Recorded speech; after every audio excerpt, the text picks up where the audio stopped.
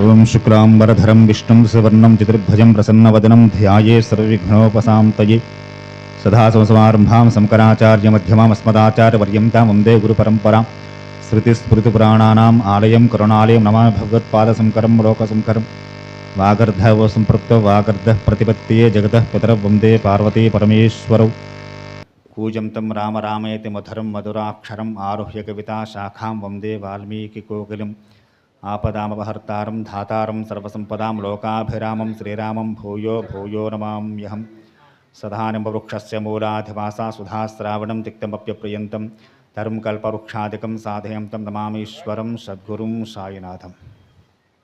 సభాయ నమః. శ్రీ షిరిడి సాయి ఆధ్యాత్మిక సత్సంగ కార్యక్రమం ప్రతి శనివారం కూడా భక్తుల గ్రహాల నిర్వహణ చేసుకుంటూ గత సంవత్సర కాలంగా శ్రీమద్ రామాయణాన్ని గురించి వాల్మీకి విరచితున్నటువంటి శ్రీమద్ రామాయణంలో అరణ్యకాండ చక్కగా గత వారం మనం ప్రారంభం చేసుకుని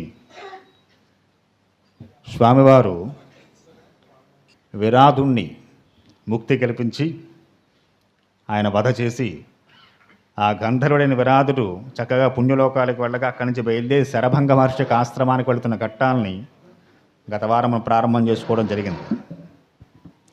చక్కగా స్వామివారు సీతమ్మవారు లక్ష్మణస్వామితో కలిసి శరభంగ మహర్షి ఆశ్రమానికి బయలుదేరి వెళుతూ ఉన్నారట. హత్వాతం భీమబలం విరాధం రాక్షసం వనే తతస్తేతాపరిష్వజ్జ సమాశ్వాశ్చ వీర్యవాన్ అబ్రవీ లక్ష్మణం రామో భ్రాతరం దీప్తతేజసాం.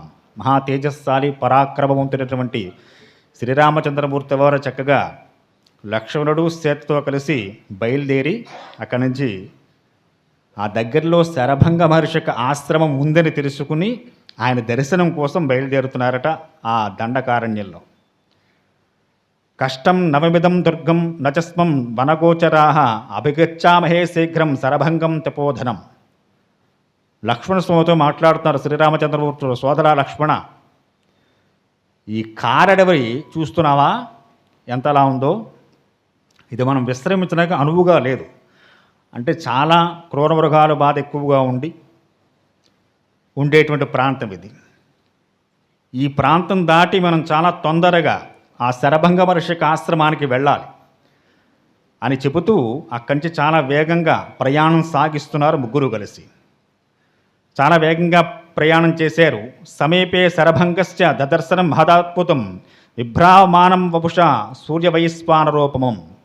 చాలా వేగంగా బయలుదేరి ముగ్గురు కూడా చాలా దూరం నుంచి ఆ శరభంగ మహర్షి ఆశ్రమాన్ని చూస్తున్నారట. వీరు చక్కగా అక్కడికి వెళ్ళే సమయానికి విచిత్రంగా శరభంగ మహర్షి ఆశ్రమ సన్నిధానంలో ఒక అద్భుతమైన రథం ఒకటి నిలిచి ఉంది గగన మార్గంలో. సుప్రభాభరణం దేవం విరాజవంభరధారిణం తద్వరేవే బహుభి పూజ్యమానం మహాత్మభి. ఆ రథంలోంచి తళతళా మెరుస్తున్నటువంటి ఆభరణాలు ధరించి దేదీప్యమానంగా వెలిగొందిపోతూ ఒక మహాపురుషుడు దిగుతున్నాడు. ఆ సన్నివేశాన్ని చాలా దూరం నుంచి చూస్తున్నారు రామలక్ష్మణుడు సీతాదేవి. శరభంగ మహర్షి ఆశ్రమ సమీపంలో గగనంలో నేలకి తాకకుండా రథం నిలిచి ఉండడం, అందులోంచి ఒక దివ్య పురుషుడు క్రిందకి దిగడం, అవన్నీ చూస్తున్నారు ఆయన. హరిభిర్భాజయుక్తం అంతరిక్షం గతం రథం దదర్శా దూరతస్యై తరుణాదిత్య సన్నిభం. ఆ రథానికి ఆకుపచ్చని గుర్రాలు ఉన్నాయి. మనం తెలుపు నలుపు వంటి గుర్రాలు చూస్తుంటాం. ఇక్కడ శరభంగ మహర్షి ఆశ్రమ ప్రాంగణంలో నిలిచినటువంటి రథానికి ఆకుపచ్చ గుర్రాలు కలిగి ఉంటుంది రథం. ఉదయిస్తున్న భానుళ్ళ దేదీప్యమానంగా వెలుగురు విరజంబుతూ ఉంది ఆ అద్భుతమైన రథం. అటువంటి రథంలోంచి ఒక మహాపురుషుడు దిగి గబగబా నడుచుకుంటూ శరభంగ మహర్షి ఆశ్రమంలోకి వెళుతున్నారు. ఆ రథం చుట్టూరా ఉండేటువంటి వాటిని గమనిస్తున్నారట. చామరస్య జనే చాగ్రే రుక్మదండే మహాధనే గృహీతే వరణారాభ్యాం దయామానే చ మూర్ధని. ఆ రథంలో ఆ ఉన్న దివ్య పురుషుడికి ఇరువైపులా ఇద్దరు అంగనామణులు ఉండి ఆ మహాపురుషుడికి వింజామరులు వీస్తున్నటువంటి సన్నివేశాలు చూశారు. గంధర్వులు, సిద్ధులు, చాలామంది మహర్షులు ఆ రథాన్ని పరివేష్టింపబడి ఉన్నారు. ఈ గంధర్వులు, సిద్ధులు, దేవతలు సేవిస్తూ ఉండగా ఆ రథంలో దిగిన మహాపురుషుడు వేగంగా నడుచుకుంటూ శరభంగమరి శాస్త్రంలోకి వెళుతుండగా రామచంద్రమూర్తి వారు గుర్తించారు. సా సంభాషమాణేతు శరభంగేణ వాసనే దృష్టవా శతక్రతుం తత్ర రామో లక్ష్మణమబ్రవీత్. శ్రీరామచంద్రమూర్తి వారు లక్ష్మణుడితో అంటున్నట్ట, లక్ష్మణ చూసేవా, శతక్రతు అంటే 100 యజ్ఞాలు చాలా నిష్ఠతోటి ధర్మబద్ధంగా ఎవరైతే నిర్భూతారో వారికి దేవేంద్ర పదవి లభిస్తుంది. ఆ వచ్చిన వాడు శతక్రతు, దేవేంద్రుడు. నాకు అనిపిస్తోందయ్యా లక్ష్మణ, ఆ శరభంగ మహర్షి ఆశ్రమంలోకి వెళ్ళిన ఆ దివ్య పురుషుడు దేవేంద్రుడే. రామచంద్రమూర్తి వారికి దేవేంద్రుడు కనిపించాడు, గుర్తుపెట్టాడు ఆయన.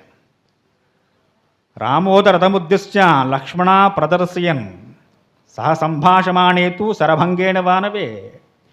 లక్ష్మణ చూసేవే రథం ఎంత అద్భుతంగా ఉందో. దీని పరివేష్టింపబడి సిద్ధులున్నారు, దేవతలున్నారు, గంధర్వులున్నారు. అత్యుష్మంతం శ్రియాజాష్టం అద్భుతం పశ్చ లక్ష్మణ ప్రథంతమో దివ్యత్వం అంతరిక్షగతం రథం. ఆ రథం చూసేవా భూమిని ఆని ఉండడం లేదు.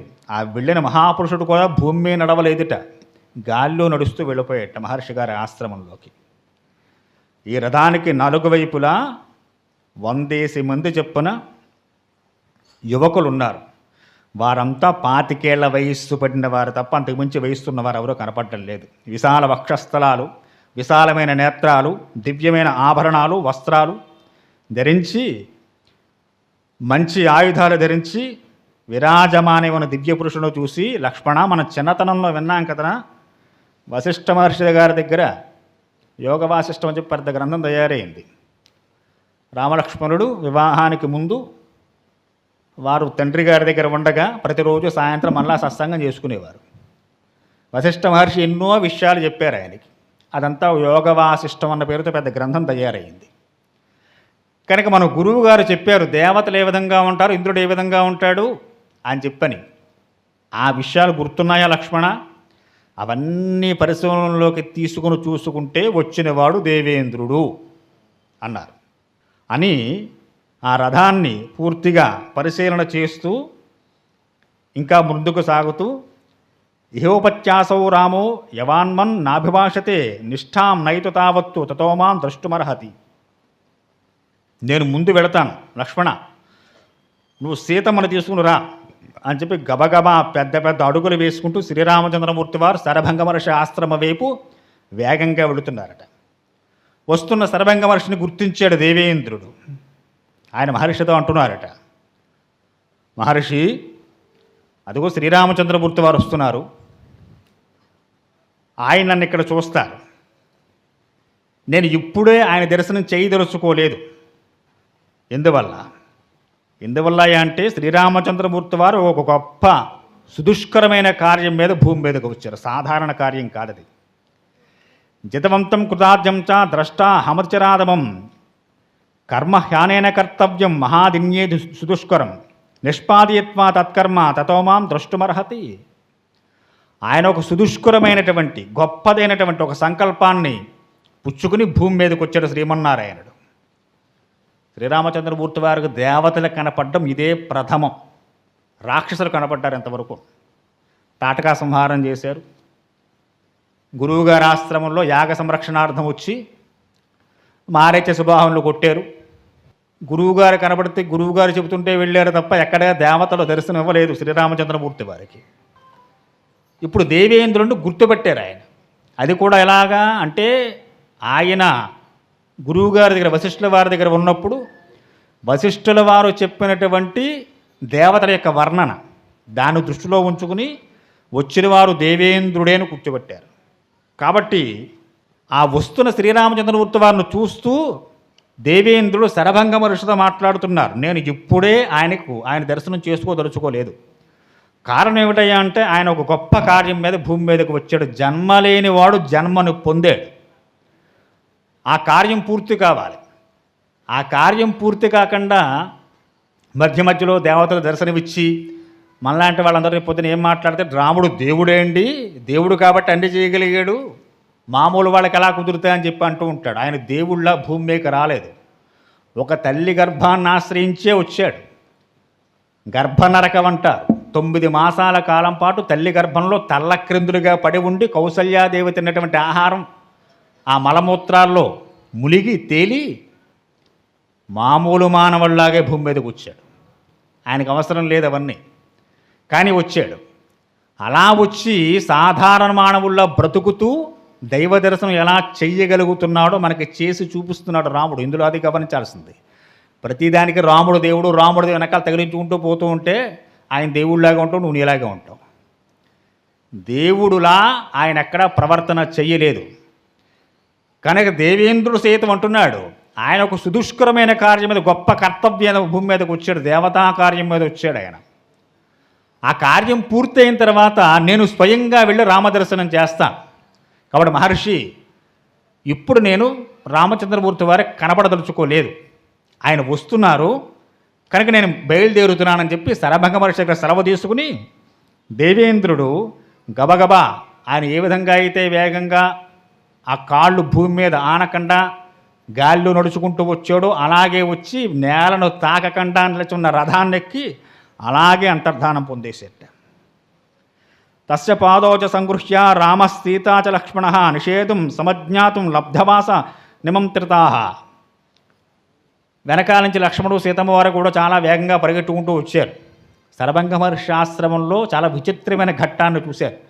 ఇంతవరకు ఏ ఆశ్రమంలోనూ ఇలాంటివి జరగలేదు. భరద్వాజ ఆశ్రమానికి వెళ్ళారు, అగస్త్యాశ్రమానికి వెళ్ళారు, గత వారం మనం చెప్పుకున్నాం అత్రి మహర్షి ఆశ్రమానికి వెళ్ళారు.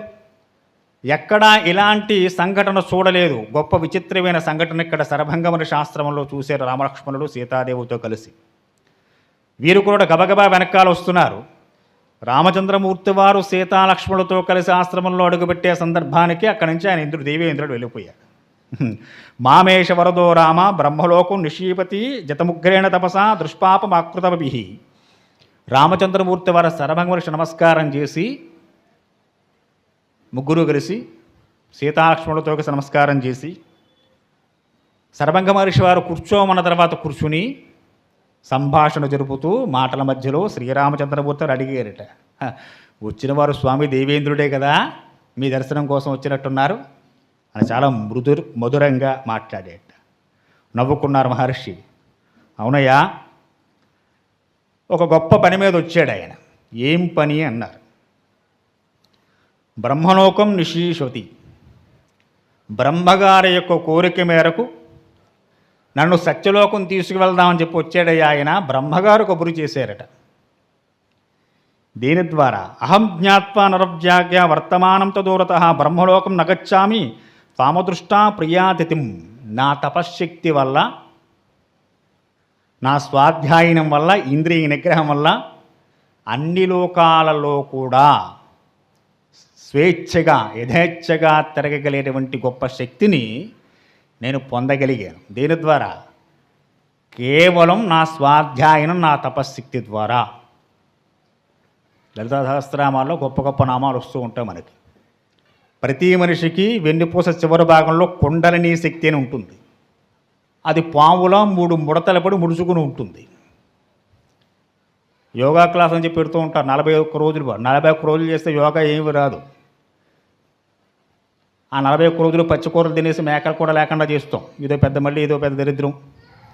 వాటి తినే ఆహారం వాటి పెట్టడం మానేసి ఆ ఆకులు మనం తింటూ కూర్చుంటాం. 40 రోజుల్లోనూ 30 రోజుల్లోనూ వచ్చేసేది కాదు. కుండలిని శక్తి జాగృతం కావాలంటే సాధ్యమయ్యే విషయం కాదు. కుండలిని శక్తిలోనే ఉంది అసలైన శక్తి. వెన్నుపూస వెనకాల ఉంటుంది, మనకి క్రింద భాగంలో ఉంటుంది. లలితాశాస్త్రంలో బిసతంతు తనీయేసి చెప్పి గొప్ప నామం. బిసతంతు అంటే ఏమిటంటే తామర కాడ ఉంటుంది. ఆ కాడ విరిస్తే జిగురు వంటి సన్నటి దారాలు వస్తాయి. అంత సన్నటి దారంలో కుండలిని శక్తి నుంచి సహస్రారం వరకు ఆ కుండలిని శక్తి ప్రయాణం చేయాలట. బ్రహ్మగ్రంథి విభేదిని, విష్ణుగ్రంథి విభేదిని, రుద్రగ్రంథి విభేదిని,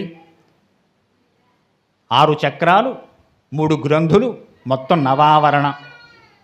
ఈ 9 ప్రాకారాల దాట జీవుడు ఇక్కడ దాకా ప్రయాణం చేసిన వాడికి అన్ని లోకాల్లోనూ మీరు ర్యాకెట్లు వేసి వెళ్ళక్కర్లేదు, ఇప్పుడు మనం వెళ్ళాలి. చంద్రమండలం వేగి వెళ్ళారని చెప్పి ఆ మధ్య కొంతకాలం పాటు చెప్పుకున్న పిల్లలకి పాఠాలు కూడా చెప్పాం. ఈ మధ్య ఏమంటున్నారంటే అసలు చంద్రమండలం ఇంతవరకు ఎవరు అడుగే పెట్టలేదు, అదంతా కల్పితం, ఇప్పుడు పంపిస్తున్నాం, చంద్రుడు చుట్టూ వీడియోలు ఫోటోలు తీసి పంపిస్తున్నారు రా అబ్బాయి అన్నాడు.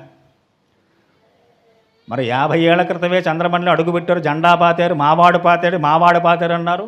అంటే ఎంతవరకు పిల్ల చెప్పిన పాఠాలన్నీ కూడా ఉట్టుతుందన్నమాట. మన ప్రయోగాలు అలా ఉంటాయి. నువ్వు ర్యాకెట్లు ఫ్లైట్లు వేసి వెళ్ళక్కర్లేదురా, నువ్వు ఇక్కడ కూర్చుని ఒక్కొక్క చక్రం దాటుకుంటూ ఉంటే ఆ లోకాల నుంచి వాళ్ళు వచ్చి నువ్వు తీసుకువెళతారు. ఇది చూపిస్తున్నారు శరభంగ మహర్షి చేసిన తపస్సుకి.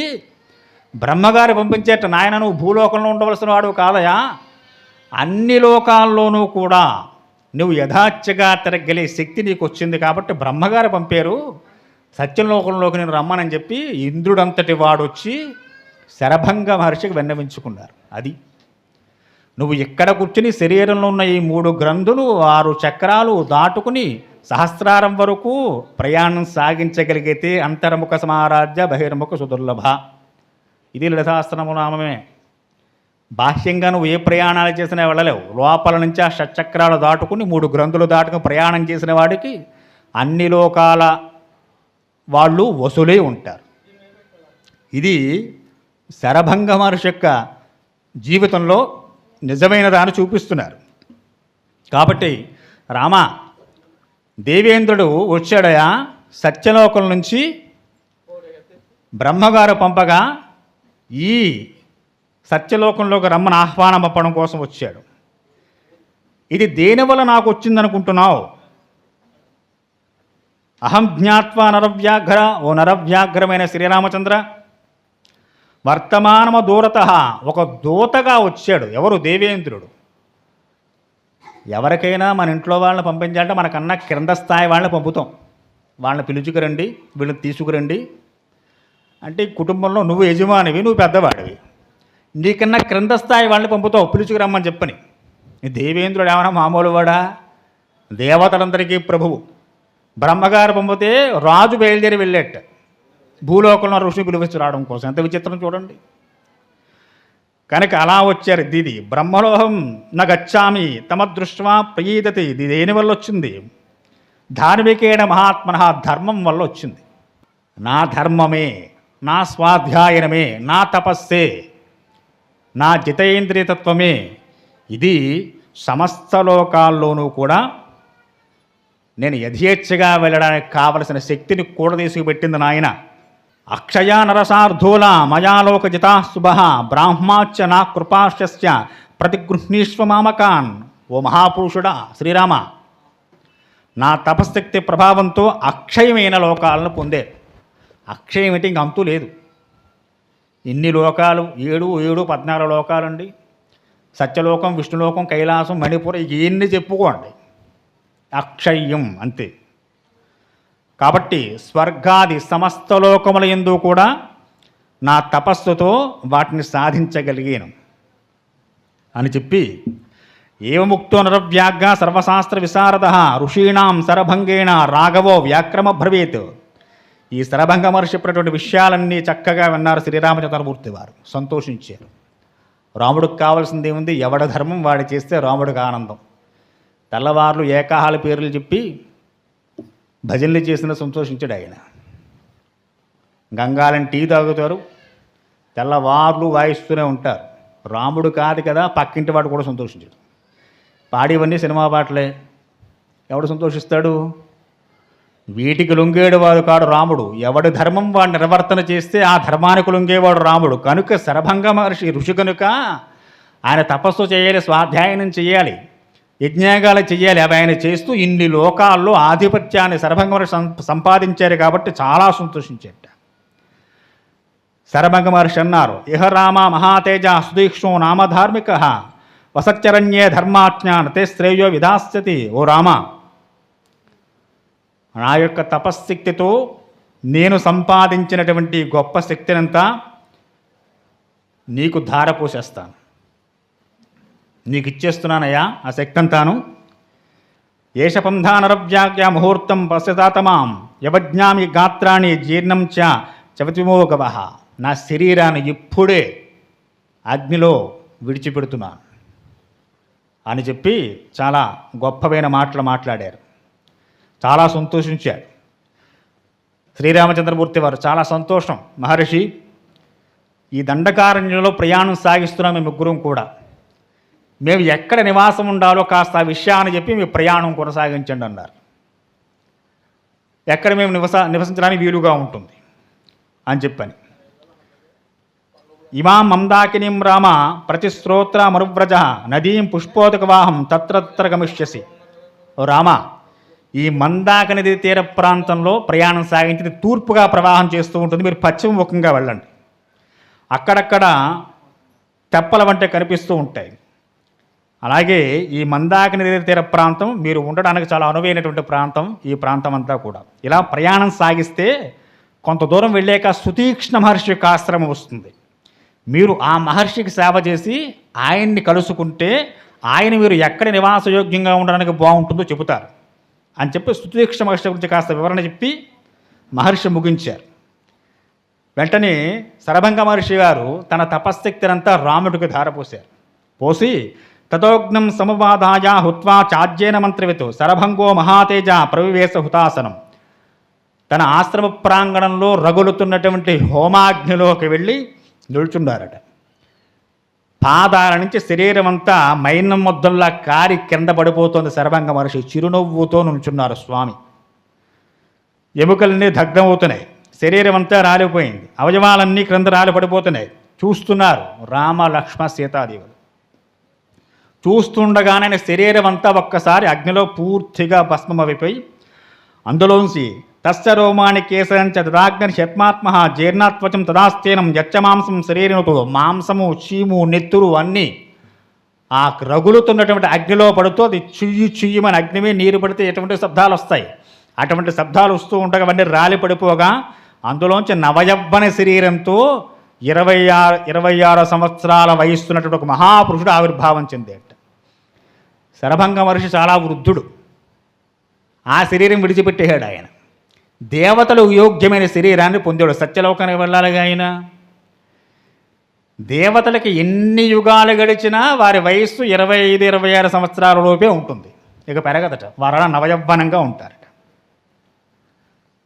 అటువంటి శరీరంతో పైకి వచ్చినటువంటి స్వామి చెబుతున్నట్టు, నాయన నేను ఎప్పుడో వెళ్ళిపోవాల్సలా, నువ్వు వస్తున్నావని తెలుసుకుని నీ దర్శనం చేసి వెళదామని చెప్పి ఆగాను. మీరు సుతీక్ష మహర్షి ఆశ్రమానికి వెళ్ళండి.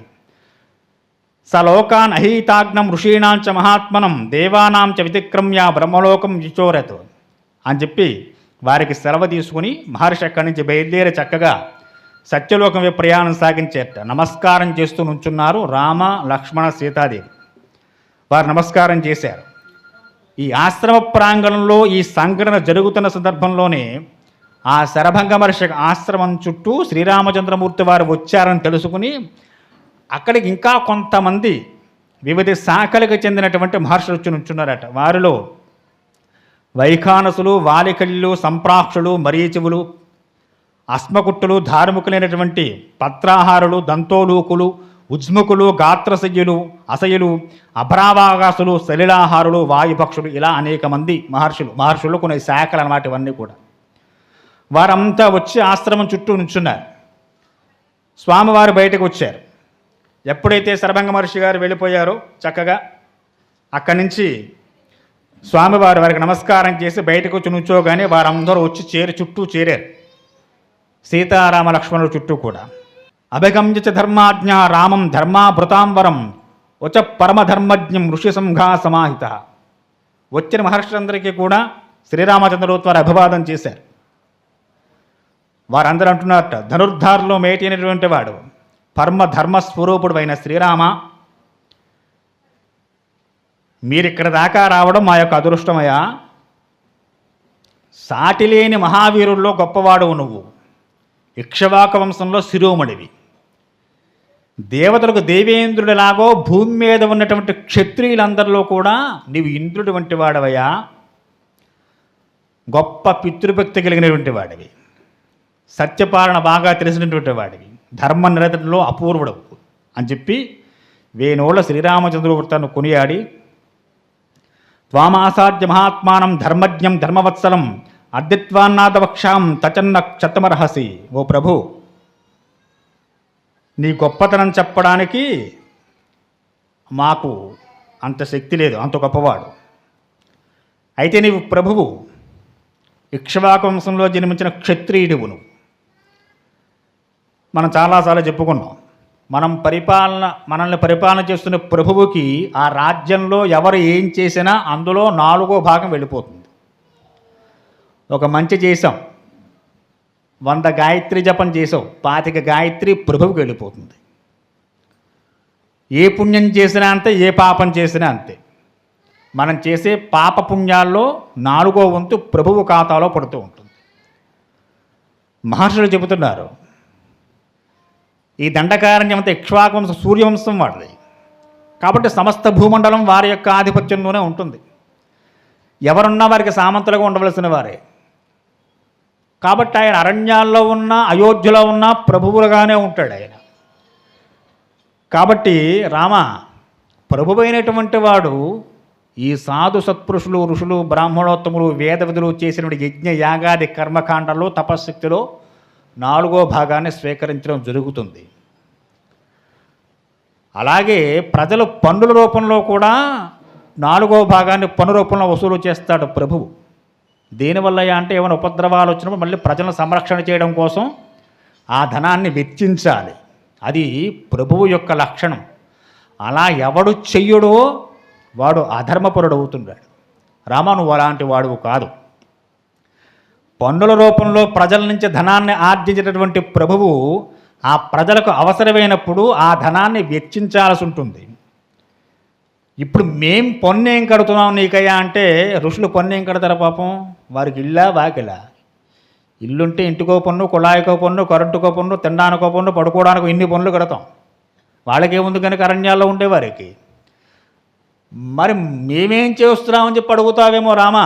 మేము అరణ్యాల్లో కూర్చుని యజ్ఞగాది కృతువులు చేస్తున్నాం, తపస్సులు. ఇది కూడా 25 భాగం నీకు వస్తుందిగా. వారు పన్ను రూపంలో డైరెక్ట్గా కడతారు, ఇది ఇండైరెక్ట్గా వెళ్ళేటువంటి పుణ్యం లేదా పాపం. ఇది తెలియకుండా వెళుతుంది. అలాంటప్పుడు ఆ ఋషులని, ఆ వేదవిధుల్ని రక్షించాలనే బాధ్యత కూడా ప్రభువు మీద ఉంటుందిగా రామా. ఇది మహర్షి గణాలందరూ వచ్చి, ముందు మనం చెప్పుకొని ఇన్ని రకాల కోవకు చెందిన మహర్షులందరూ వచ్చి శ్రీరామచంద్ర వారితో మాట్లాడుతున్న మాటలు. సోయం బ్రాహ్మణ భూయిష్టో వాన ప్రస్థగ్రణో మహాన్ పన్నదో నాదమద్రామం రాక్షస్ వైరాజ్యతే భృశం ఏహి పశ్య శరీరాణి మునీనాం భావితాత్మనాం హతానాం రాక్షసర్గో బహూనాం బహుదావనే. ఈ దండకారణ్య ప్రాంతంలో ఎంతోమంది మహర్షి గణాలు వచ్చి ఇలా మాట్లాడుతూ ఉంటే రామచంద్రమూర్తి వారు చాలా సంతోషం.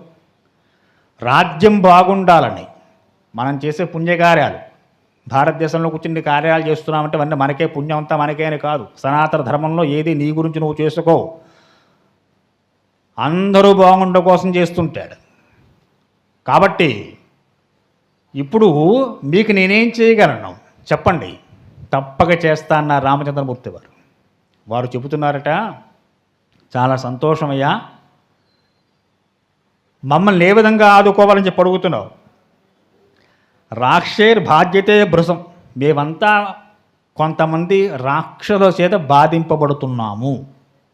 వీరేం చేస్తారయ్యా అంటే, మేము యజ్ఞగాది కృతువులు చేస్తున్నప్పుడు, తపస్సులు చేస్తున్నప్పుడు వచ్చి వికృతి చేష్టలు చేసి అక్కడ మాంసాన్ని, రక్తాన్ని పడేస్తుంటారు. అలాగే కొంతమంది మహర్షిగణాన్ని చంపుతుంటారు, బాధ పెడుతూ ఉంటారు. ఇలా వారి బాధలు తాళలేక ప్రాణాలు విడిచిన వారు ఎంతోమంది ఉన్నారు. నువ్వు అడిగేవుగా, 25 భాగం మా తపస్సుల్లో నీకు వస్తుంది కనుక మాకేదైనా చెయ్యాలని చెప్పని, ఏం చెయ్యాలని చెప్పి అడిగేవు కదా రామా. మాకు ఆ రాక్షస చెర విడిపించు, నువ్వు ప్రభువు కాబట్టి ఆ రాక్షసుల బారి నుంచి మనం రక్షణ చెయ్యి, ఇది మేము కోరుకునేది. నైవమర్హత్ మాం భక్తం అప్రోక్తమహం తపస్వినాం కేవలనాత్మకార్యేణ ప్రవేశస్యం మయావనం. గొప్ప ధర్మాత్ముడు, వీరుడైన శ్రీరామచంద్రమూర్తి వారు వెంటనే అన్నారట, మనలాంటి వాడంటే బాగానే అడిగారు, తప్పకుండా చేస్తూ ఉంటారు. రామచంద్రమూర్తి వారు అన్నారట, మహాత్ములారా, అసలు మీరు నన్ను ఇలా అడగడం అసలు భావ్యంగా ఉందా? అది మీరు అడగడం ఏంటి? నేను చేయాల్సిన పని, అది మీరు అడిగితే చేసే పని కాదయా. అది కేవలేనాత్మ కార్యేణ, అది నా కార్యం, నా ధర్మం. అది మీరు అడగడం ఏమిటి? దాని గురించి మీరు చెప్పాలి. రాక్షసుస్తున్నా చంపేవయ్యా రామచంద్ర అని ఆజ్ఞ వెయ్యాలి తప్ప మమ్మల్ని రక్షిస్తావా రామా అని చెప్పి అడుగుతారేమిటి? ఎవడు చెయ్యాల్సిన పని వాడు చేయడం మానేసి మీరు అడిగారు కాబట్టి చేస్తానండం, అది వీరుడి లక్షణం కాదు. ఓ మహర్షులారా, మహాత్ములారా, నన్ను ఇలా ప్రార్థించడం అంటే చాలా వినయంగా నా ముందుకు వచ్చి మమ్మల్ని రాక్షస బాధ నుంచి కాపాడు రామా అని చెప్పి మీరు అడగడం ముందు చూశారు, ఇది సరైన పద్ధతి కాదు. అసలు మీరు అడగకూడదు, నన్ను ఆజ్ఞాపన చెయ్యాలి. కాబట్టి రాముడంతటి వాడు, ఆయన మాట్లాడితే అలాగే ఉంటుంది. కాబట్టి మీరు ఆజ్ఞ ఇవ్వాలి. తాపసులందరూ కలిసి రామా వెళ్ళి రాక్షస సంహారం చెయ్యి అంటే రాముడు ధనుస్సు పట్టుకుని నుంచి రాక్షస సంహారం చేస్తాడు. అంతే తప్ప రాక్షసును సంహరించవయా అని చెప్పి నా ముందుకు వచ్చి మీరు ప్రాధేయపడకూడదు. అది నా కార్యం, నా కర్తవ్యం అని చెప్పి ఆయన చెబుతూ ఇంకో మాట అన్నారు.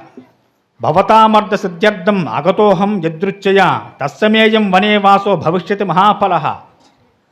పితృవాక్య పరిపాలన నెపంతో నేను ఈ దండకారణ్య ప్రాంతానికి వచ్చింది, అది కేవలం ఒక వంక మాత్రమే, కానీ నా పని ఇదన్నమాట. దండకారణ్యంలోకి నేను రావడానికి కారణం ఏమిటయ్యా అంటే పితృవాక్య పరిపాలన, వనవాసం ఇది పక్కన పెడితే ఇక్కడ ఇంతమంది తాపసులు మహర్షులు ఇన్ని రకాల బాధలు పడుతున్నారు కనుక భగవంతుడు దైవం నన్ను పితృవాక్య పాలన అన్న నెపంతో ఇక్కడ దాకా తీసుకువచ్చి ఉంటుంది.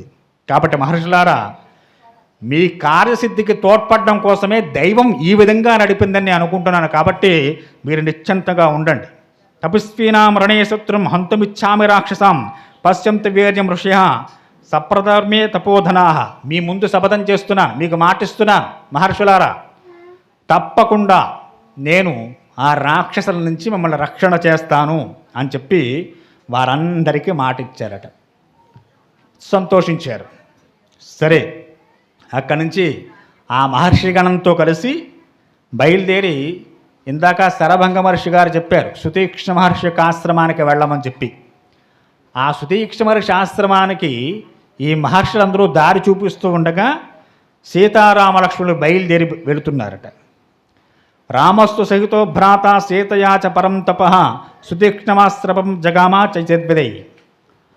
ప్రయాణం చేశారు, చాలా దూరం ప్రయాణం చేసి మందాకిని నది దాటి కొంత దూరం వెళ్ళిన తర్వాత అక్కడ వారికి ఒక ఎత్తైన ఒక గొప్ప పర్వతం కనిపించింది. మేఘాలను తాకుతున్నట్టుగా ఉన్న పర్వతం. రామలక్ష్మణులు సీతా సమేతులై అక్కడ రకరకాల వృక్షజాతుల్ని చూస్తూ బయలుదేరి వెళ్ళారు. మధ్యలో ఒక ఘోర అరణ్యం కనపడింది. పర్విష్టస్తు వనం ఘోరం బహుపుష్ప ఫలద్రమం దద్రసాశ్రవికాంతే చిరమాలా పరిష్కృతం. చాలా దట్టంగా దగ్గరగా ఉన్నటువంటి వృక్షాలు. ఆ వృక్షాలంటా కొన్ని పువ్వులు పూసి ఉన్నాయి, కొన్ని కాయలు కాసేసి ఉన్నాయి చక్కగాను. అటువంటి ఒక ఘోరమైన అరణ్యాన్ని చూశారు. అలా బయలుదేరి ముందుకు సాగారు. తత్ర తాప సమయసేనం మలపంకజాధరం రామసుతీక్షం విధివత్ తపోవర్ధమభాషత. అలా బయలుదేరి చాలా దూరం ప్రయాణం చేసిన తర్వాత సుతీక్ష మహాముని యొక్క ఆశ్రమానికి వచ్చారు. ఆ మహర్షి కూడా వయస్సులో చాలా వృద్ధుడు, విశేషంగా జటలు పెరిగిపోయి ఉన్నాడు. అటువంటి సుతీక్ష మహర్షి ఆశ్రమానికి వచ్చారు. వెళ్ళగానే రాముడు చెప్పుకుంటున్నారట, రామో హమస్మి భగవన్ భవంతం దృష్టమాగత త్వమ్మా భవత ధర్మజ్ఞే మహర్షే సత్యవిక్రమ. ఓ మహర్షి, నా పేరు శ్రీరాముడు, మిమ్మల్ని దర్శించడం కోసం వచ్చాను. మీరు ధర్మజ్ఞులు, సత్యనిష్ట గలవారు కనుక మీరు నాతో మాట్లాడవచ్చు అని రాముడు తన గురించి తాను చెప్పుకొని మహర్షిని తనతో మాట్లాడడం చెప్పి ప్రాధేయపడ్డారు. స్వాగతం కొలితే వీర రామ ధర్మభృతం వర ఆశ్రమోయం త్వయాక్రాంత సనాద ఇవ సాంప్రత. అప్పుడు స్వామి కళ్ళు తెరిచే సుతీక్ష మహర్షి కళ్ళు తెరిచి ఎదురుకుండా ఉన్న శ్రీరామచంద్రమూర్తి వారి యొక్క ఆజానబాహు విగ్రహాన్ని చూశారు. ఓ రామా, నీకు స్వాగతం. రా ఆశ్రమంలోకి రమ్మని చెప్పారు. ప్రత్యక్షమాస్మేనం నారోహేయం మహాయస దేవలోకమితో వీర దేహం త్యుక్తా మహీతలే. ఓ పరాక్రమశాలి రామ, నీవు చాలా గొప్ప వీరుడుగా వాసికెక్కినటువంటి వాడివు. నేను ఇంతవరకు నీ రాక కోసం ఎదురు చూస్తూ ఉన్నాను. నువ్వు వస్తావని ముందే గ్రహించాను. నీకోసమే శరీరంతో ఉన్నాను, లేకపోతే ఈ పాటికి శరీరాన్ని విడిచిపెట్టి ఉండేటువంటి వాడిని. చిత్రకూటముదాయ రాజ్యభ్రష్టోసమే శత్రు. నీవు చిత్రకూట పర్వతం మీదకి వచ్చినప్పుడే నాకు తెలుసు. నేను చాలా కాలం క్రితం వచ్చాను చిత్రకూట పర్వతానికి శ్రీరామచంద్రమూర్తి వారు. అప్పుడే నాకు తెలుసు నువ్వు ఇక్కడ వస్తావని. కాబట్టి నీ కోసం వేచి చూస్తున్నానయ్యా. ఇక్కడ ఇందాకనే దేవేంద్రుడు వచ్చాడు, ముందు అక్కడ కనపడ్డాడు శరభంగ మహర్షి ఆశ్రమంలో. అక్కడి నుంచి దేవేంద్రుడు ఎక్కడ కూడా వచ్చేటండి. ఈయన్ను కూడా సత్యలోకంలోకి ఆహ్వానం చేయడం కోసం వచ్చేట దేవేంద్రుడు. దేవేంద్రుడు వచ్చి బ్రహ్మగారి ఆజ్ఞ మేరకు నన్ను సత్యలోకం చెప్పని పిలిచాడయ్యా. నువ్వు వస్తున్నావని తెలిసి ఈ శరీరాన్ని విడిచిపెట్టకుండా అలా ఉన్నాను నేను అని చెప్పి, ఇహోపయత కాకుస్తా దేవరాజర్షక్రతు ఉపగమ్యాచ మాం దేహో మహాదేవ సురేశ్వర సర్వాన్ లోకాన్ జితానాహ మమ పుణ్యేన కర్మణ. దేవేంద్రుడంటే మాటలు కాదు, శతక్రతు. ముందు మనం చెప్పుకున్నాం 100 యజ్ఞాలు చెయ్యాలి ధర్మబద్ధంగా, ఏ లోటు లేకుండా అన్ని యజ్ఞాలు చేస్తే అలాంటి వాడికి వచ్చేటువంటిది ఆ దేవేంద్ర పదవి. అటువంటి దేవేంద్రుడు సత్యలోకంలో బ్రహ్మగారు పంపగా బ్రహ్మగారు ఆజ్ఞ వేశారు. భూమి మీద సుతేక్ష మహర్షి ఉన్నాడు, ఆయన సాదరంగా సత్యలోకానికి నేను రమ్ముంటున్నానని చెప్పి కబురు చెప్పమని చెప్పి పంపించేట. అటువంటి మహానుభావుడు నా కోసం, నన్ను తీసుకెళ్ళడం కోసం వచ్చాడయ్యా. కానీ నీ వస్తున్నావని చెప్పి కాస్త శరీరాన్ని ఉంచేనిలా. వారు ఉంచుతారని శరీరాన్ని, మన శరీరాలు మనకు తెలియకుండానే పోతాయి.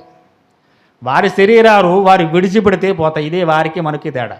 కనుక తేషు దేవర్షి దుష్టేన జితేషు తపసామయ మత్ప్రసాదా సభాత్వత్యం విరామస్స లక్ష్మణ. సకల లోకాలను జయించడం అంటే మామూలు విషయం కాదు. అన్ని లోకాల్లోనూ ఒక గొప్ప స్థానం సంపాదించుకోవడం. కాబట్టి నాకు అన్ని లోకాల ఎందుకు కూడా సత్యలోకం దాకా వెళ్ళగలిగానంటే ఇంక దానికి క్రింద ఉండే స్వర్గాలు వంటి లోకాలు. ఆ లోకాల్లో వెళ్ళడం పెద్ద విశేషం కాదు. అటువంటి లోకాలు నేను పొందాను. నాయన, నా తపశ్శక్తినంతా కూడా నీకు ధారపోస్తున్నాను. ఇవి తీసుకుని హాయిగా నువ్వు నీ ప్రయాణం సాగించు. నేను సత్యలోకానికి వెళుతున్నాను అన్నారట. వెంటనే రామచంద్రమూర్తి వారు నమస్కారం చేసి, మహర్షి, భవాన్ సర్వత్ర కుశల సర్వభూతి హితే రత అఖ్యాత శరభంగేణ గౌతమేన మహాత్మన. సర్వభూతాలకి హితం చేకూర్చేటువంటి శరభంగ మహర్షి నన్ను మీ దగ్గరికి పంపించారు. మీరు చెప్పినటువంటి స్వర్గాది లోకాలు ఉన్నాయి చూసారా, ఇందాక మీరు చెప్పారు సత్యలోకం దాకా వెళుతున్నాను నేనని చెప్పని. అలాంటివి నేను పొందడం నాకు పెద్ద విశేషమైనవి కాదు. ఎందువల్ల అంటే నాకు ధర్మమే ప్రధానం. ఈ ధర్మాన్ని ఆశ్రయించి నేను వచ్చినటువంటి కర్తవ్యాన్ని నెరవేర్చడమే నాకు అన్ని లోకాల కన్నా గొప్పదైన పని. కాబట్టి మీరు చెప్పినటువంటి దేవేంద్ర లోకాలు, సత్యలోకాలు, స్వర్గలోకాలు, గంధర్వలోకాలు, సిద్ధలోకాలు, వీటితో నాకు పెద్ద విశేషంగా పని లేదు మహర్షి. మా పితృవాక్య పరిపాలన, మా తండ్రి గారి మాట నిలబెట్టాలి. ముందు ఆయన స్వర్గంలో నిలబెట్టాలి. ఆయన మాట పాటించి ఆయన స్వర్గం నుంచి జారిపోకుండా ఆయన స్వర్గంలో నిలబెట్టాలి. అది నా ధర్మం. అందుకోసం నేను వచ్చాను. శరభంగ మహర్షి గారు చెప్పారు, మీ దాకా వెళితే మీరు ఎక్కడ మాకు నివాసయోగ్యంగా ఉంటుందో చెబుతారని చెప్పని. కాబట్టి మాకు ఎక్కడ నివాసయోగ్యంగా ఉంటుందో కాస్త చెప్పండి, అటు తర్వాత మీరు సత్యలోకం ప్రయాణం అవుదురుగానని చెప్పారు. సుతేక్ష మహర్షి అన్నారు, అజమే వాశ్రమో రామ గుణవాన్ రమ్యతామిహ ఋషంగాతిచరిత సదా మూల ఫలాన్విత. ఓ రామ, నీవు ఉండదలుచుకుంటే ఎలాగో నేను దేహత్యాగం చేసి సత్యలోకానికి వెళ్ళిపోతాను. ఈ ఆశ్రమంలో మీరు ఉండవచ్చు. ఇది అన్ని విధాలుగా మీకు చాలా అనువుగా ఉంటుంది. చక్కటి సెలయేళ్ళు, నదీ జలాలు, సీతమ్మ వారికి బాగా ప్రీతికరమైన పుష్పాలు, వనాలు, ఇవన్నీ కూడా మనకి చాలా దగ్గరగా ఉన్నాయి ఇక్కడ. చాలామంది మహర్షులు కూడా ఈ ఆశ్రమ ప్రాంగణం చుట్టుపక్కల నివసిస్తూ ఉంటారు. కందమూలలు బాగా దొరుకుతూ ఉంటాయి, లేళ్ల గుంపులు కూడా ఉంటాయి. ఇతర మృగాలన్నీ కూడా అప్పుడప్పుడు ఆశ్రమం దాకా వచ్చి కాసేపు ఇక్కడ నాట్యం చేసి వెళ్ళిపోతూ ఉంటాయి. అదొక్కటి తప్ప ఇక ఈ ఆశ్రమంలో ఎటువంటి చీకాకు ఉండదయ్యా మీకు అని చెప్పి అన్నారట. రామచంద్రమూర్తి వారు అన్నారు, త్రత్యుత్వావచనం తస్యా మహర్షే లక్ష్మణాగ్రజ ఉవాచ వచనం ధీరో వికృష్య సకరం ధను. మహర్షి ఏవో జంతువులు వస్తాయి, కాసేపు నాట్యవాడు వెళ్ళిపోతూ ఉంటా అని చెబుతున్నారు, అంటే వాటి వల్ల మీకు ఏమైనా ఇబ్బందిగా ఉందా చెప్పండి. ఆ ఇబ్బంది కూడా లేకుండా చేస్తారు. రామచంద్రమూర్తి వారికి ఎవరి ధర్మం వారు పాటించే విషయంలో ఎవరికి ఏ లోటు ఉన్నా కానీ ఆ లోటు తీసేస్తాట మహానుభావుడు. అది జంతువా మనిషా రాక్షసుడా దేవతుడా అని కాదు, ఎవడైనా సరే.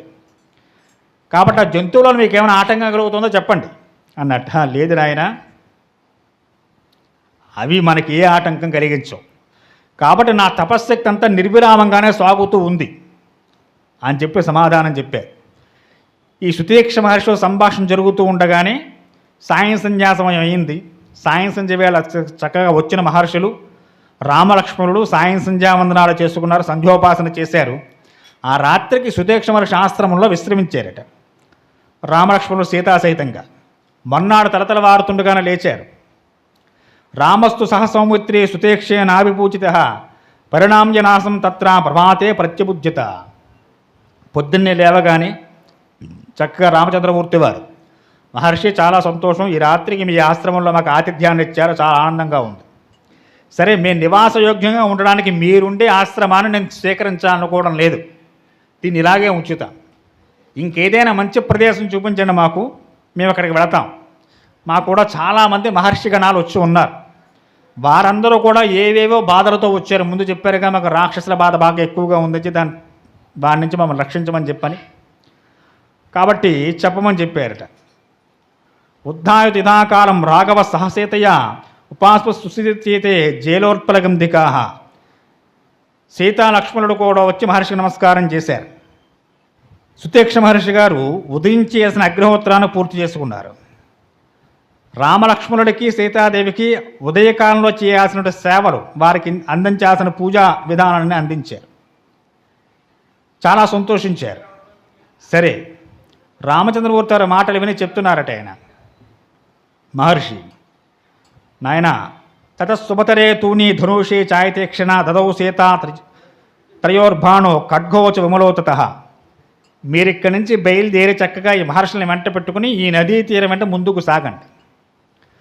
సాగగా ఇంతకన్నా రమ్యమైనటువంటి ప్రదేశాలు మీకు గోచరిస్తాయి. ఆ ప్రాంతంలో మీరు ఎక్కడైనా సరే మీరు ఆశ్రమం నిర్మాణం చేసుకోవచ్చు. ఈ ప్రయాణంలో నాయన ఈ దండకారణ్యంలో కందమూల పొలాలు కొల్లలుగా ఉంటాయి, ప్రసిద్ధములైన మృగాలు తిరుగుతూ ఉంటాయి, గుంపులు గుంపులుగా పక్షులన్నీ ఎగురుతూ కనిపిస్తూ ఉంటాయి, చక్కటి చెరువులు, సరస్సులు, బాగా వికసించిన పద్మాలతో ఉండే కొలనులు, స్వచ్ఛమైన జలాలతో ఉండిన సరస్సులు, చక్కని లేళ్ల గుంపులు, సెలయేళ్ళు, రమణీయ చూడముచ్చటగా ఉండే వివిధ రకాల పక్షులు, పుష్పాలు, వనాలు అన్నీ మీకు ఈ దారిలో కనిపిస్తూ ఉంటాయి. ప్రయాణం సాగించండి అని చెప్పగానే బయలుదేరుతున్నారట. సీతమ్మవారు గబగబా వెళ్ళి రాముడికి లక్ష్మణుడికి వారు ధరించేటువంటి ఆ ధనస్సులు, బాణాలు, ఖడ్గాలు పట్టుకొచ్చి ఇచ్చిందట. సుతీక్ష మహర్షి దగ్గర వారు సెలవు తీసుకున్నారు. ఆయన మళ్ళీ అన్నారు, మీరు చక్కగా మరొక్కసారి మా ఆశ్రమాన్ని దర్శనం చెయ్యాలని చెప్పని. చాలా సంతోషం అని చెప్పి సీతాలక్ష్మణుడు సహితంగా శ్రీరామచంద్రమూర్తి బయలుదేరి వెళుతున్నారట. సీతారాముల మధ్య తిరిగే ఒక అద్భుతమైన రమణీయమైన వృత్తాంతాన్ని ఇక్కడ వాల్మీకి చెబుతున్నారు. సాధారణంగా లోకంలో ఉండేటువంటి స్త్రీలకు ఉండే స్వభావంతో సీతమ్మ వారు రామచంద్రమూర్తి వారితో మాట్లాడే కొన్ని అద్భుతమైన ఘట్టాలు. సుతీక్షమర శాస్త్రమాంచి బయలుదేరారు. దండకారణ్యంలో ముందు శ్రీరామచంద్రమూర్తి వారు, వెనక సీతమ్మ వారు, ఆ వెనక లక్ష్మణస్వామి, వెనకాల మిగిలినటువంటి మహర్షిగణాలు వస్తున్నారు. అయం ధర్మ సుశేక్షేణ విధినా ప్రాప్యతే మహాన్ నివృత్తేన తు సఖ్యోయం వ్యసనాత్ కామజాతిక. ముందు నడుస్తున్న రాముణ్ణి అనుసరిస్తూ సీతమ్మ వారు ఒక మాట మాట్లాడింది. ఆర్యపుత్ర రామ, ముని ధర్మం చాలా గొప్పది. ఒక మునిలా ఉండడం అంటే మామూలు విషయం ఏమీ కాదు. అది అన్నీ వదిలేసుకుని అరణ్యాల్లో ఉంటూ కందమూలాలు స్వీకరిస్తూ తపస్సులు చేసుకుంటుండటం అంటే అది మామూలు విషయం కాదు. అది చాలా సూక్ష్మమైంది, చాలా నిశితమైంది, చాలా కష్టమైంది కూడా. ఈ లోకంలో త్రీణ్యేన్య వ్యసనావ్రత కామజాని భవత్యుత, 3 ఉన్నాయి. ప్రతి మనిషికి కామజనితమైన 3 అవాంతరాలు వస్తాయి. వీటిలో పడి మనిషి తన యొక్క ఉనికిని కోల్పోతుంటాడు. అవి ఏంటయ్యా అంటే మిథ్యావ్యాఖ్యం పరమకం తస్మార్గుతార్భవో పరదారాభిగమనం వినావైరం చ రౌద్రత. అమ్మవారు మాట్లాడుతున్న మాటలు దేని గురించి చెబుతోందో శ్రీరామచంద్రమూర్తి ఇంకా తెలియదు. ఆవిడ ఒక సందర్భాన్ని ఎత్తుకుంది. ఇంట్లో కూడా చూడండి, భర్త ఏదో చేశాడు, ఆయనకి చెప్పాలి, డైరెక్ట్గా చెప్తే బాగోదని చెప్పి కాస్త ఏవో ముందు 4 మాటలు చెప్పి అందులోకి తీసుకొచ్చే ప్రయత్నం చేస్తారు కదా స్త్రీలు. ఆ ప్రయత్నే అమ్మవారు చేస్తాం. ఈవిడ ధర్మాన్ని చెబుతోంది శ్రీరామచంద్రమూర్తి వారు. ఆయనకి తెలియదేనా? ఆర్యపుత్ర 3 ఉంటాయి, 3 గొప్ప అవాంతరాలు. అందులో ఏమిటయ్యా అంటే, 1 అబద్ధాలు చెప్పడం మొదటి వైక్లభ్యం. ఎప్పటికప్పుడు ఎవరి దగ్గర వారి దగ్గర ఏవేవో అసత్యాలు చెప్పి జీవనం గడపడం మొదటి అవరోధం. దానివల్ల మనిషి తన ఉనికిని కోల్పోతాడు. 2వది పరస్త్రీ వ్యామోహం. దీనివల్ల కూడా మనిషి నాశనం అవుతాడు. ఇక 3వది ఉంది చూసారా, ఇది మొదటి 2 కన్నా కూడా ప్రమాదమైంది. అదేమిటయ్యా అంటే, అసలు మనతో వైరం లేని వారితో వైరాన్ని భూని వారితో యుద్ధాలు చేయడం, చంపడం ఉంది చూసావా, ఇది ఇంకా అంతకన్నా దుర్మార్గమైనటువంటి పని. ఓ రాఘవ, తన నాస్తి మనుష్యేంద్ర నచ భూతాత్యేదచన మనస్సుధా రామ నచే ద్వివతే క్వచిత్. మొదటి 2 విషయాలు కూడా అంటే అసత్యాలు చెప్పడం, పరస్త్రీ వ్యామోహం, ఈ రెండిట్లో అసలు మీలో సమస్య లేదు. అవి మీలో ఉన్నాయని అసలు అనుకోవడం లేదు, అవి లేవు కూడా. పరమసత్యం, పరమధర్మం వారుండు కూడా. కానీ 3వది మిమ్మల్ని ఆవహించిందేమో అని సందేహంగా ఉంది. సత్యసంధ మహాభాగా శ్రీమాం లక్ష్మణపూర్వజ త్వయి సత్యం చ ధర్మచ్చ త్వయి సర్వం ప్రతిష్ఠితం.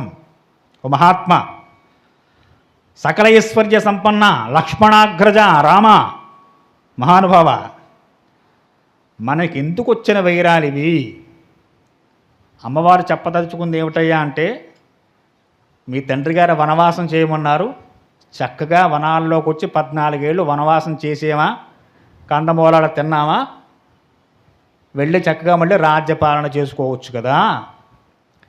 ఇక్కడికి వచ్చే రాక్షస సంహారాలు, మునులకి వాగ్దానాలు చేయడం ఎందుకని అమ్మవారి ఉద్దేశ్యం. ఆ విషయాన్ని పరోక్షంగా చెబుతోంది. ముందే మొట్టమొదటే నువ్వీ పని చేయడం తగునా అంటే మళ్ళీ అక్కడ ఇద్దరు అరణ్యంలో కొట్టుకుంటారు. అసలే అరణ్యం ఇంకా అరణ్యం అవుతుంది అది. కాబట్టి దాన్ని డైరెక్ట్గా కాకుండా ఇండైరెక్ట్గా పరోక్షంగా చెబుతోంది. తతస్వాం ప్రస్థితం దృష్ట్వా మమ చింతాకులం వనః తద్వృత్తం చింతయాంత్యైవ భవే నిశ్రేయసంహితం. స్వామి, ఈ దండకారణ్యంలో ప్రయాణం చేయడం, వనవాసిగా బ్రతకాలనుకుని మనం ఇక్కడికి వచ్చాం మీ నాన్నగారి యొక్క కోరిక మేరకు. మీ నాన్నగారి కోరిక ఏమిటి? అరణ్యంలోకి వెళ్ళి అక్కడంతా రావణ కాష్టం చేయమనా? కాదుగా, వనవాస దీక్ష చేయమని చెప్పారు. చక్కగా వనవాసానికి వచ్చాం, ఎక్కడో చిన్న పందిరో పాక వేసుకున్నాం, శుభ్రంగా 14 ఏళ్ళు పూర్తయ్యేదాకా ముక్కు మూసి కూర్చుని మళ్ళీ రాజ్యానికి వెళ్ళొచ్చు. ఇది మన పని. స్వామి, కానీ ఇక్కడికి లేనిపోయిన వైరాన్ని మీరు పెట్టుకుంటున్నారేమో అని నాకు అనిపిస్తోంది. వాళ్ళకి వీళ్ళకి వాగ్దానాలు మాటలు ఇచ్చి, త్వహి బాణ ధనుష్పాణి భ్రాత్రా సహవనం గతః దృష్ట్వా వచనాత్ సర్వాన్ కచ్చిత్ కుర్యాత్ సరవ్యయం క్షత్రిణ్యాపి ధనుఃహృతాశ్చే ధందాని చ సమీపతస్థితం తేజో బలముచ్రేతే భృసం. స్వామి, మీకు చిన్న వృత్తాంతం చెప్పాలనుకుంటున్నాను. పూర్వకాలం ఒక గొప్ప క్షత్రియుడు మీలాగే చక్కగా ఒక తపస్వి తపస్సు చేసుకుంటూ ఉండగా ఆయన తపస్సు పాడు చేయడం కోసం దేవేంద్రుడు ఆయన దగ్గరికి వచ్చి ఆయన తపస్సు విఘ్నం కలిగించాలని దస్తం తందాశ్రమే విసిత ఖడ్గం ఉత్తమ సన్యాది విదితా దత్త పుణ్యే తపస్సు తిష్టత. ఆ తపస్సు చేసుకుని తపస్సు దగ్గరికి దేవేంద్రుడు వచ్చి వాడు తపస్సు భగ్నం చేయడం కోసం వచ్చినవాడు ఒక గొప్ప ఖడ్గాన్ని పట్టుకొచ్చి ఇచ్చేట ఆ మహర్షి గారికి. అమ్మవారు కథ చెప్తోంది ఎవరికి? రాముడికి. రాముడికి సీతాదేవి మనం కథలు చెప్తే వినేవాడు రాముడు. అమ్మవారు చేస్తోంది ఆ సాహసం. ఆ మహర్షికి ఖడ్గానిచ్చి దేవేంద్రుడు అన్నట్ట, నాయన ఇది న్యాసంగా నీ దగ్గర ఉంచు. న్యాసంగా అంటే చక్కగా భద్రంగా ఉంచు. అంటే ఒక వస్తువు మనది కాని వస్తువు మన దగ్గర పెట్టి వెళతారు, మళ్ళీ వాళ్ళు వచ్చి పట్టుకెళ్తారు. అంతవరకు భద్రంగా దాన్ని మనం చూడాలన్నమాట.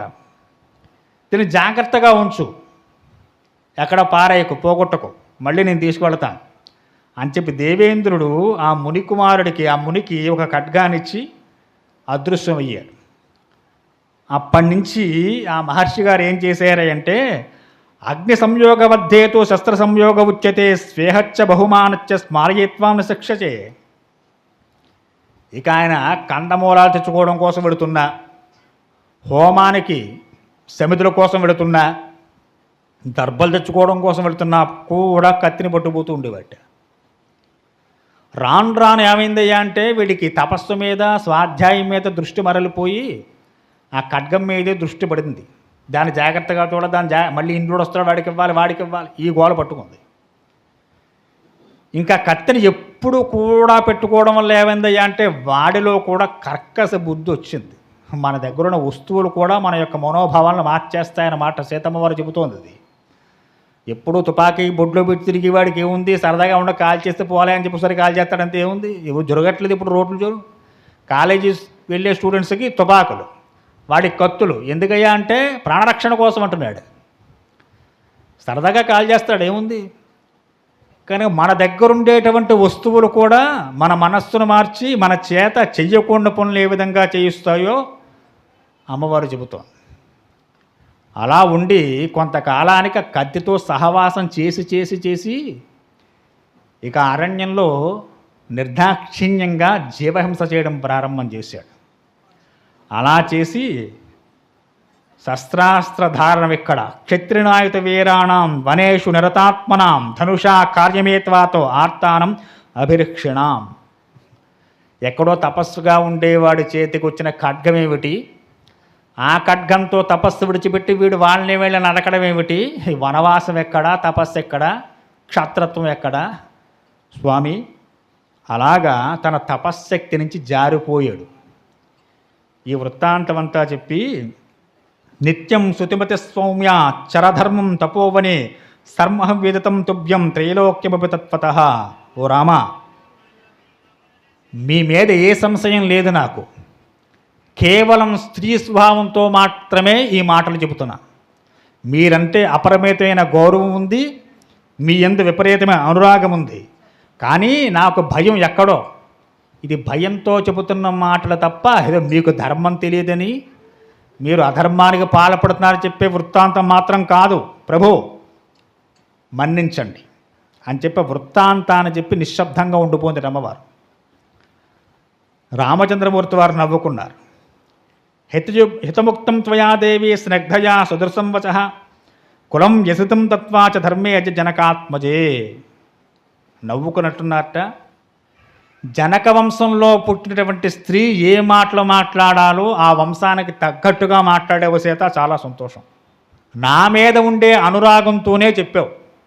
రాముడేం కొల్లెర చేసేలేదు, కోప్పలేదు. నాలాంటి వాడితే అమాంతం ఒంటికాలతో పేకిలేసి 4 తిట్లు తిట్టి 4 తన్నులు తిన్న అవసరమైతే భార్యని నువ్వు నాకు చెప్పేదానవా, నీతులు చెప్తున్నావు, నోరు ఉసుపడుంటూ నీకు పెడుతున్నాను కదా అని ఇంకో 4 మాటలు అంటాడు.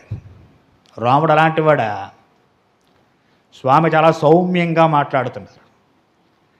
జనక వంశంలో పుట్టిన స్త్రీమూర్తికి ఎటువంటి లక్షణాలు ఉండాలో అలాంటి లక్షణాలతోనే మాట్లాడే సీత, చాలా సంతోషం. ఈ మాటలో నాకేమర్థమైందంటే నా మీద నీకు ఎంత గాఢమైన ప్రేమానురాగాలు ఉన్నాయో అర్థమైంది.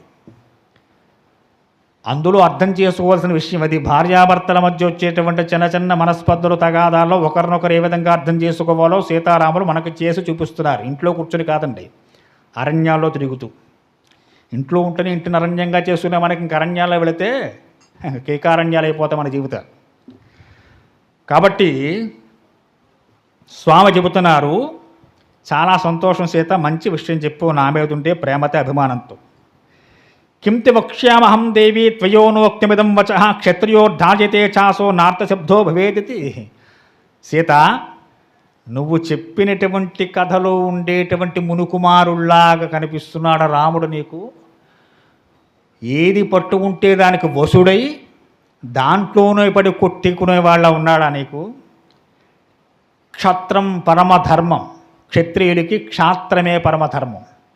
క్షత్రియుడికి ఆయుధాలు ఎందుకు ఇచ్చారు?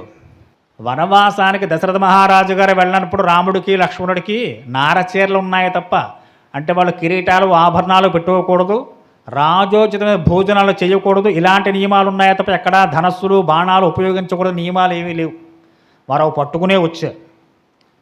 అవి కూడా ఉంటే దశరథ మహారాజు కైకమ్మ చెప్పేది అప్పుడే, మీరు ధనస్సులు బాణాలు విడిచిపెట్టి వెళ్ళండి అయ్యా అని చెప్పేది అక్కడే. ఆ నియమం ఏమీ లేదు అక్కడ వారికి. ఎందుకని? దశరథుడికి తెలియదా, కైకమ్మకి తెలియదా? రాముడు అయోధ్యలో ఉన్న అరణ్యంలో ఉన్న క్షత్రియ పుత్రుడు.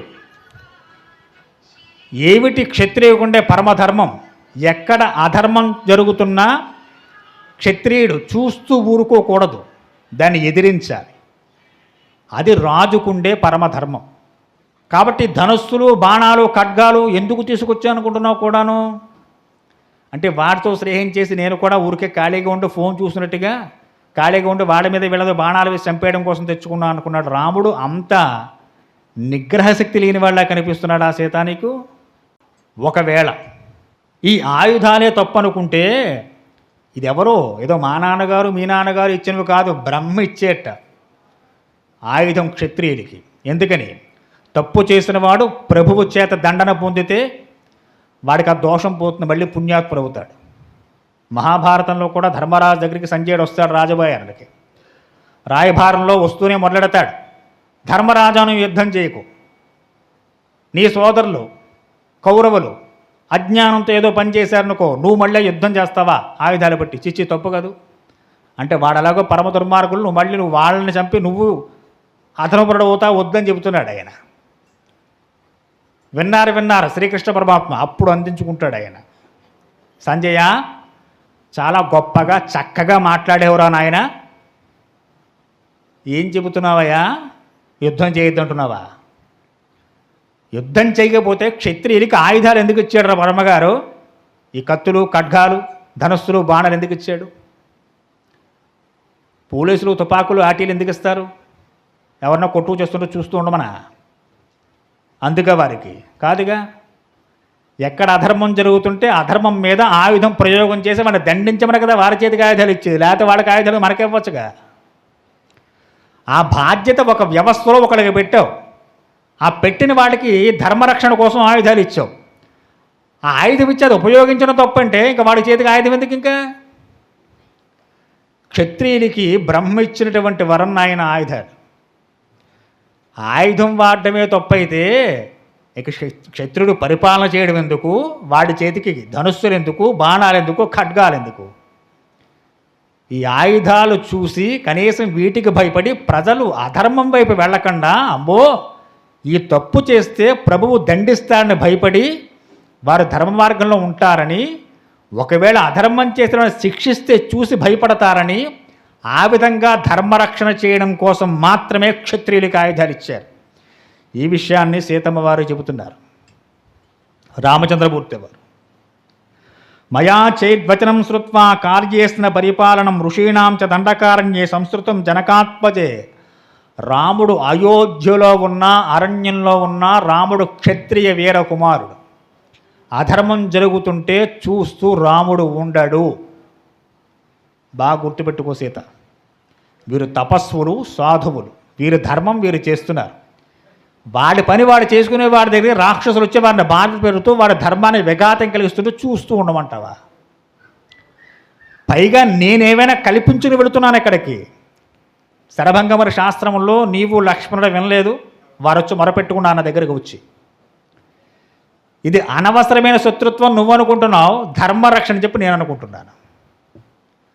ఒక్కసారి రాముడు మాట ఇస్తే తన ప్రాణం విడిచిపెడతాడు. సీత అవసరమైతే నిన్ను లక్ష్మణుడు కూడా విడిచిపెడతాను తప్ప మాట మాత్రం తప్పడు రాముడు. అప్యహం జీవితం బాహ్యం త్వా వా సీతే సలక్ష్మణాం నతు ప్రతిజ్ఞాం సరుత్వం బ్రాహ్మణేభ్యో విశేషత. ఒక్కసారి ఎవరికైనా మాటిస్తే రాముడు మాట తప్పేటువంటి వాడు కాదు. సాధువులైన గోవుల, సత్పురుషులైనటువంటి బ్రాహ్మణుల, సర్వజనుల రక్షణ కోసం రాముడు శత్రు సంహారం చేసి తీరుతాడు. ఆయుధాలు పట్టుకున్నాడు కాబట్టి రాముడు ఇంద్రియ నిగ్రహం కోల్పోయినటువంటి వాడు అనుకోకు. మనలో చాలామంది ఆ పని చేద్దాం అనుకున్నాం కానీ మా ఇంట్లో ఆటలు వద్దన్నారని మానేశానంటాడు. రాముడు అలాంటి వాడు కాదు. రేపు పొద్దున మునులకి చెప్పచ్చు, నేనే రాక్షసుని సంహరిద్దాం అనుకున్నానయ్యా, మా ఆవిడ వద్దంది, అందుకు మానేస్తున్నాను, నా పని నేను చూసుకుంటున్నా అని చెప్పేటువంటి వాడు కాదు రాముడు అలాగా. మమ స్నేహజ్ఞ స్నేహార్థో ఇదియుక్తం త్వయానఘే పరితృష్టోభయం సీతే నహావిష్టో మశిష్యతే. నా మీద ఉండేటువంటి విశేషమైన ప్రేమ చేతే ఈ విషయాలు నాకు చెప్పేవని అనుకుంటున్నాను. నీ మనస్సున్నది ఏ కల్మషము లేదు నాకు తెలుసు. ఇది అర్థం చేసుకోవడం భార్యాభర్తలు ఒకరినొకరు. సీతమ్మ వారు 4 మాటలు చెప్పగానే కళ్ళార చేసి ధనుస్సును గట్టిగా ఢంకారం చేసి పరిగెట్టేలా చేయకూడదు. అది చేయలేదు రాముడు. ఆవిడ అంటున్నారు, పవిత్రాత్మరాలమైన ఓ సీత, నీ ఆత్మ ఎప్పుడూ పవిత్రమైంది. సీత నా మీద ఉండే విశేషమైన ప్రేమ చేతే, అనురాగం చేతే ఈ విషయాలు నాకు చెప్పేవు, చాలా సంతోషం. కానీ రాముడు ఒకసారి ఇచ్చిన మాట తప్పడు. ఆ మునులందరికీ మాటిచ్చే నేను వారందరికీ రాక్షసుల నుంచి విముక్తి కల్పిస్తానని చెప్పి, కాబట్టి అది తప్పక జరిగి తీరుతుంది అని చెప్పి ఆ భార్యాభర్తల మధ్య, సీతారాముల మధ్య ఒక అద్భుతమైన ఘట్టాన్ని వాల్మీకి అందించే ప్రయత్నం చేశారు. అటు తర్వాత వారి యొక్క ప్రయాణం ఏ విధంగా సాగిందో, తర్వాత శ్రీరామచంద్రమూర్తి వారు ఎక్కడ నివాసం ఏర్పాటు చేసుకున్నారు వచ్చే వారి ప్రయత్నం చేద్దాం. స్వస్థ ప్రియాభ్యాం పరిపాలయంతాం న్యాయేన మార్గేణ మహీమహీచాం. ఓ బ్రాహ్మణేభ్య శుభమస్తు నిత్యం. లోకా సమస్తా సుఖినో భవంతు. స్వస్తి.